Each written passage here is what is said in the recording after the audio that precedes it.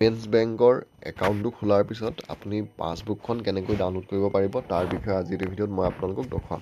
তো Airtel payments বেংকৰ পাছবুকখন খোলাৰ পিছত আপোনালোকে আকৌ পাছবুকখনৰ প্ৰিণ্ট আউট উলিয়াবলৈ হ'লে প্ৰথম আপোনালোকে এয়াৰটেল পেমেণ্টছ বেংকৰ যোনটো একাউণ্ট হয় সেইটো আপোনালোকে লগ ইন কৰি ল'ব।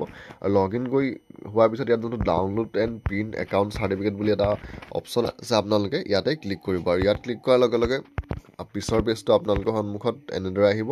তো ইয়াত আপোনালোকে কাষ্টমাৰ মোবাইল নাম্বাৰত যোনজন মানুহৰ একাউণ্টটো খুলিছিলে তেওঁ সেই মোবাইল নাম্বাৰটো দিব, যোনটো নাম্বাৰ দি খুলিছিলে। তাৰপিছত নাম্বাৰটো দি ইয়াত যোনটো please year finger on the scanner যোনটো অপশ্যন আছে আপোনালোকে ইয়াতে ক্লিক কৰিব।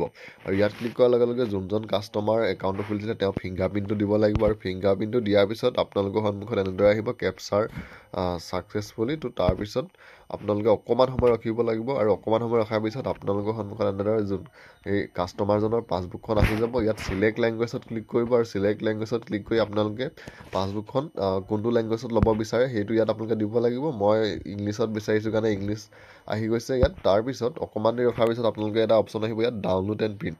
তো ইয়াত যোনটো ডাউনলোডৰ অপশ্যন আছে ডাউনলোডত গৈ আপোনালোকে পাছবুকখন ছেভ কৰি ল'ব পাৰিব।